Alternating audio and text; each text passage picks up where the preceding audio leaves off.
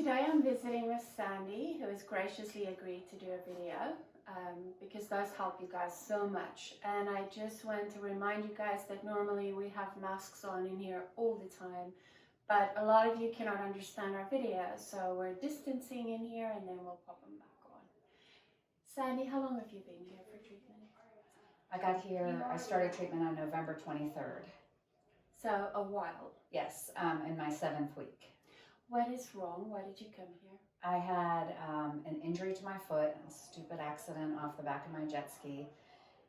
I broke my toe, but down in the metatarsal head, tore a ligament and crushed a nerve, but I didn't know any of that. I just knew I broke a toe, and I thought, well, what are they going to do about that? So I continued to water ski and windsurf and wakeboard and all of those things, even training with a trainer at the gym, injuring myself further. But I knew I was always in pain, but I thought, it's okay. So I finally consulted a surgeon, had surgery to repair all of that, and immediately knew something was wrong. But the physician assistant that was in my post-op care didn't recognize anything. He just said I was oversensitive, claustrophobic with the cast, all of those things. Finally, the surgeon, luckily 2 months after surgery, saw me and immediately knew. He called it RSD. He said, you have RSD, you need physical therapy and occupational therapy immediately. So that's when it started, and that was in March of 2019. Okay. A year after my injury. So you were lucky that your doctor, your surgeon, Yes. recognized it. Yes.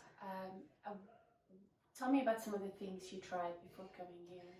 I did 40 days of hyperbaric oxygen therapy. I did physical therapy for 7 months, 2 times a week, which was amazing because they got me walking and doing all the things that I love to do. I did occupational therapy, lymphatic drainage, right up until I came here twice a week. I also have a pneumatic compression suit at home for drainage. I work out all the time because I feel better when I'm moving. As soon as I stop, I stiffen up and hurt more. So I was doing Pilates twice a week and doing yoga twice a week and all these different things, but not without a great deal of delayed pain and exhaustion. And then you found us.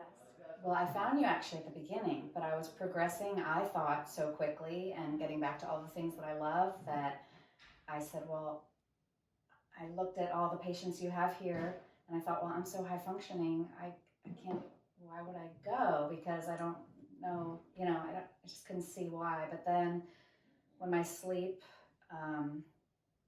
got so compromised, and then every night I felt like I was plugged into an electrical outlet and my body was surging with electricity, and my hands, both hands started swelling to the point where I had to forcefully take my wedding rings off. That really scared me. And I said, I'm no longer progressing. And my husband said, I don't know if you realize this, but you're in a downward spiral. And he saw more than anybody how much that was true. And I didn't realize how much my body was compensating for the pain and just making me worse.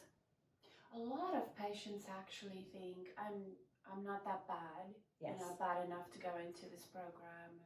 Almost, other people hurt so much worse. I can white knuckle my way through it, but that almost never turns up well. Right. And I managed it for a while, and then it just got ahead of me, and I couldn't manage anymore. So I emailed Anna, and I said, is this going to benefit me since I'm so high functioning? And she said, are you living the life you want to live? And are you the person that you used to be? And I said, no. She said, well, absolutely, we can help you. And I've never been happier than I am being here, surrounded by people who understand what I'm going through, because no one, not even my doctors, knew really anything about CRPS. How are you progressing through treatment? It's a slow progression, but I feel like I have to keep reminding myself of where I was, and all of a sudden I'll think, oh yeah, I don't have that abdomen pain that I had a CT scan and an ultrasound and a colonoscopy for. That's gone. I don't have the rib pain that, I would walk around all day with my finger in my ribs because it was so painful. It was a constant. And somehow it took me a little while of being here to realize, oh, it's gone. Because I have so many other things that are screaming at me, yes, I definitely have progressed here. I'm very happy with my progression, and however long it takes, I will be here. Because now you want to, Yes, you want your life back. absolutely. I love And that goal. my husband wants his old Sandy back. He's a great husband. Yes, Yeah. yes. When I brought him here for the 2-day program and back in October, we had spent the week before we actually spent an entire week's water skiing and wakeboarding.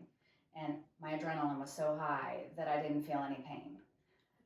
The week after, I just hit the wall. And when we got here and we talked to all the patients in the waiting room, my husband said, "This place is amazing. It's like science fiction." So I didn't know how easy it would be to get him on board because of the commitment, financially and time-wise, but he was on board immediately as soon as he walked in the door and met everyone here.